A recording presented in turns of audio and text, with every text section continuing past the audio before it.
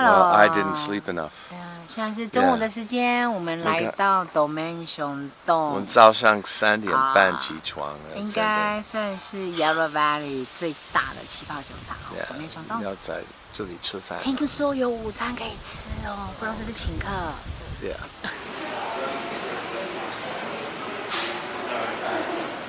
嘿，那我们现在来到餐厅哦，你看就知道这真的是一个。跟我们昨天去那种一个人自己经营的酒厂完全不一样哈。稍等一下。It's bright midday at Chandon in the Yarra Valley. I'm standing inside the restaurant because I can't stand the flies outside.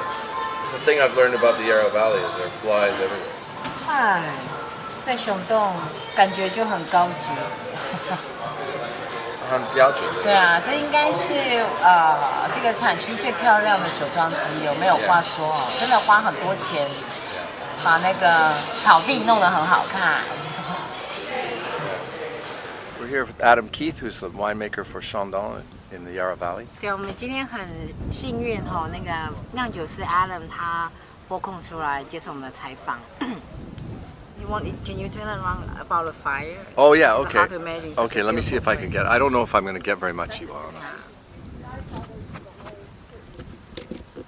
So off in the distance there, can't even see. Off in the distance there, you see the mountains. The last line of mountains is still all sticks pointing into the sky from the 2009 fires, which actually wiped out. Adam was telling us. 80,000 cases in one of their warehouses. 8万箱酒. So in the middle of the fire, there was a wind change, right? Were you on the right side or the wrong side of that wind change? Yeah, it's hard to tell. Because it's so big, the wind change depends on did where. Bring it back towards our towards our facility. Well, this is and people were killed, right? Like not a few. 09年的火灾呢，他们损失了8万箱葡萄酒。那很难想象哈，因为现在葡萄园感觉好像都回来了。We were very lucky that no one was injured or on site here, but most of the fatalities were up in the mountains where it was just impossible for people to get out. To get out, yeah, wow. they got caught. But the wind was coming this way, and then it changed to that way. Is that something like that? Yeah. So it's amazing to see this place now, and kind of eerie almost to think such a thing could have happened, and yet only 4 years later, unless you have binoculars, you can't see the traces of it. Yeah, well, it was I think 7th of February, so fairly close to now, and we've got a big heat wave coming in the next week, so you get 30 to 40 degrees all week, which is what we had. But I think 12 months to the day.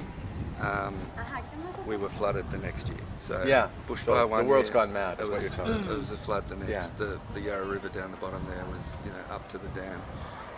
It's crazy. Wow. 你要翻译吗？ Okay. 对，那我要再重复讲，就是那个这边的葡萄园 ，Adam was saying that this is very important for the Chandon Bleu over here. Chandon Bleu. Yeah, Chandon Bleu, and it's 90 meters above sea level. 那他刚刚特别提到说，这些葡萄园，它虽然它海拔只有90公尺，那我问他说，那90公尺你要怎么样？就是因为感觉好像很热嘛。他说那就看，因为他说熊洞 Blue 是一个比较讨喜的风格，所以这对那个熊洞 Blue 是一个很适合的环境。So do you have to harvest early for the style? So we're harvesting sort of between 9.5 and 11 Beaumont. So it is quite early compared to. So that would be like when will you pick? Like, so you're saying you don't have any trouble achieving ripeness here. This is in fact it's the opposite. It's not like in Champagne where they're like we're fighting against going lighting candles in the and there's certain things where we have an advantage and certain things where we have a disadvantage, and achieving ripeness is if you can't grow grapes to 9.5 Beaumont in Australia, you're in trouble. Yeah, well, you better change professions. Go back to raising cattle, right? Yes. So Naseem was saying also that you have different clones. You're not using Champagne clones here.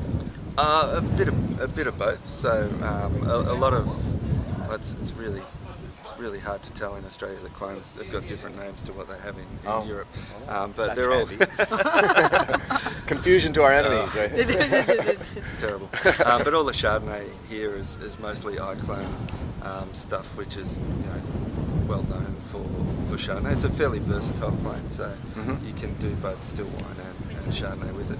We do have some Burgundy clone stuff as well, which we use in some of our table wines. I see. Okay. Okay. As well. Yeah. So in the Taiwan market right now, we only have sparkling wine. You do also have some Chardonnay, Pinot Noir. Yes, yes. Okay. I think we did a small tasting. amounts. Yeah, really small amount. I was just talking to Colleen before, just to double check, but Okay. we'll have a look at those a bit later on. So let's wander on. Okay. Yeah, let's go and have a look at some vines. Yeah. Okay. It's been a week since I've been in there. I'm just gonna move this Do you around. have mildew problem here? Yeah. Oh, really? Yeah, but this is quite. It's not dry. well, this week is particularly warm. The last couple of weeks we've actually had quite a cool growing season so far, with lots of rain. So That's what everyone's been telling us. Yeah. Makes us a little bit nervous as far as mildew goes. You have to be on top of it. Probably not a good year to be organic or biodynamic, I don't think. Oh. We've got about 30 hectares of vines here at the Greenpoint site. We've also got 2 other vineyards that we own. One at Strathbogie, which is about an hour and a half north of here, gets up to about 550 metres, so sort of central Vic.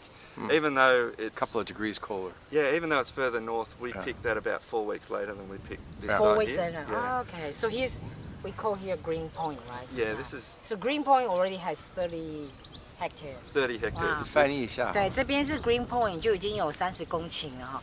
那他说另外一边，can you say the name again of it? Strathbogie. Yeah, Strathbogie. 那边就比较凉一点。他说采收的时候有时候会晚了4个礼拜。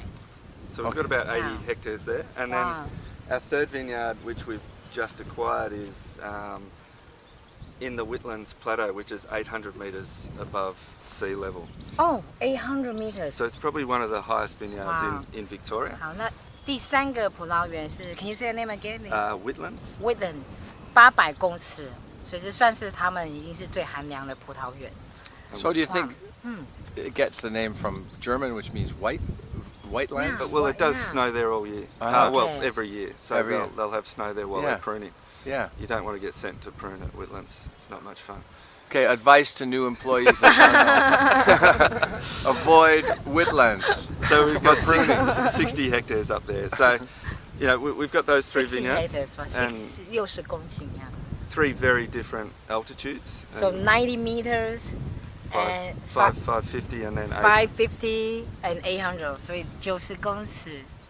Sorry, fly? No, it's arugula. Welcome to Australia. Let's get flies all over. Okay, let's go. 500公尺跟800公尺。 So we've got some Chardonnay here. We've got some Pinot Noir over there, and then just around the corner So we've these got are some. for mildew or Mildew alert, like in Bordeaux, right? Scenery. No, they're ornamental. If you're waiting for your roses to get mildew before anyone does anything in the vineyard, Okay. you've got some problems, I think. So you think that nowadays that's a myth then to talk about roses being? I would hope so. Yeah.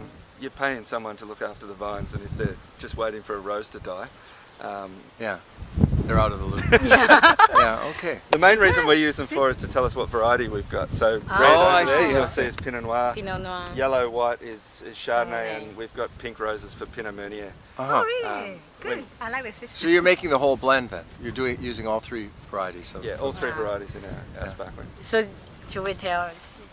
那这个白玫瑰啊，原本是传说是说，是可以用来等于是说，当你有霉菌类的疾病发生的时候，玫瑰会先感染嘛，所以你就看一下玫瑰生病，你就要担心。但是酿酒就是说，如果你的玫瑰都生病，你的葡萄园大概已经没救了。所以对于他们来讲，他们系统是白玫瑰是 Chardonnay， 红玫瑰呢在另外一边呢是 Pinot Noir， 那有粉红的玫瑰呢是种 Pinot Meunier。 I've done vintage at Chandon, California. Oh yeah. California. Okay. And I also spent a bit of time 2 years ago in India Okay. Yeah, they have a big operation there, right? Starting to set up. Yeah. What about China? They're huge. Some of the other guys have just been to China. Yeah. So we sort of split it up, but Australia has sort of been the mentor for those two operations. So I spent a bit of time in India setting up their first tirage. Bottling of the sparkling. Yeah. And they just launched about a month ago. And China's launched as well. So it's pretty exciting. Yeah. It is exciting. We get these two very different perspectives, right? We get the mega company perspective from people like you, which is really interesting and rich in possibilities, and then we get the outlaw perspective from the small players with the one person. We visited Timo Meyer yesterday, and did he have his clothes on? He did. You know him, right? And he talks about this as Disneyland up here. He said, he says Disneyland. Yeah, but he makes very interesting wine, very off the charts wine, unexpected for him. Dr. Mayer the other night. Actually. Yeah, there you go. So this is the thing. He says it's winemaker's wine. Yeah. Oh, look, it's a really nice place to work, the Yarra Valley, because and the feeling we get. I'm sorry to keep talking from behind the camera, but the feeling we get everywhere in Australia is that people have a sense of cooperation, of shared interest that goes quite beyond all competition or other things. Which is, say what you like, but people are there for each other here. Yeah. Well, most people have. There's only 2 schools where you can study winemaking in Australia. Most people have got drunk with each other once or twice. Yeah. But then they choose.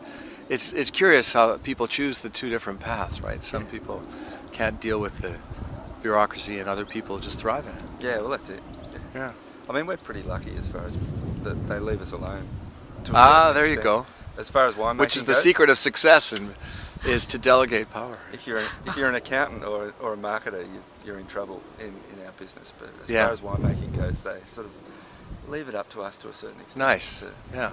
就刚刚讲的吗？对。OK，那个刚刚我们讲的东西，等于是说，我们来到这边呢，有很不一样的经验哦，就是说，我们可以来到这么一个大的公司，好，整个集团资源很多，很富有，很漂亮。